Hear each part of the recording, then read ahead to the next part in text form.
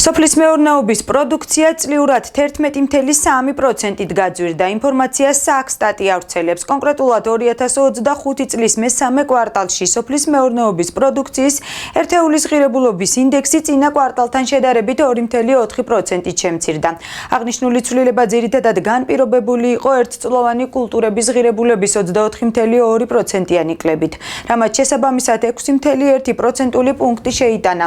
ჯამური ინდექსის ცვლილებაში ამასთან საქსტატის ცნობით წინა წლის შესაბამის კვარტალთან შედარებით სოფლის მეურნეობის პროდუქციის ერთეულის ღირებულობის ინდექსი გაიზარდა 11.3%-ით.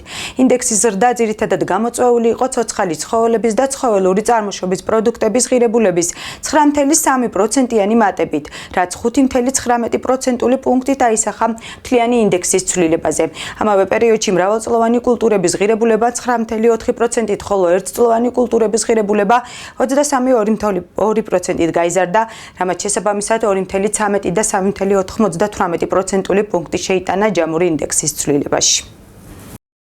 ძალიან გაძვირდა, უბრალოდ კი არა, ძალიან, რომ პენსიონერს უკვე ყიდვა უჭირს.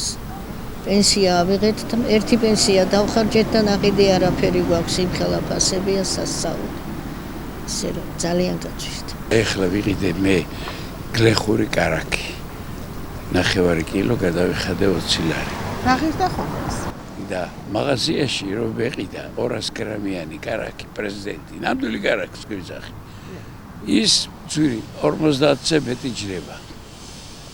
ცხადია გაძვირდა, რა თქმა უნდა ძვირდება, რაზე ელაპარაკი. ყველაფერი ძვირდება, ყველაფერი. და ამასთან დაკავშირებით აი პენსიონერებს ჩვენაირ ხალხს მე 91 წლისა ვარ. 45 ლარი ძალიან ცოტა და 20 ლარი იმათვის ერთი გადაფურთხება ბოდიშებს ტყვაზე. ფასები იზრდება კოლოსალურად. ძალიან მაგრა.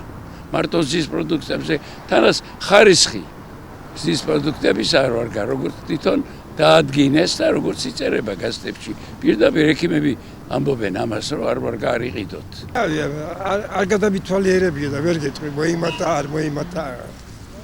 არ ვიცი. მოიმატა მარაქნა ყველაფერმა. ახლა ცეცხალში. რავი, ვისაც არ ყიდულობ, ვისაც არ აქვს შეერია. მეკმა ყოფილი ვარ, კარგი პენსია მაქვს, მადლობა ამ მთავრობას.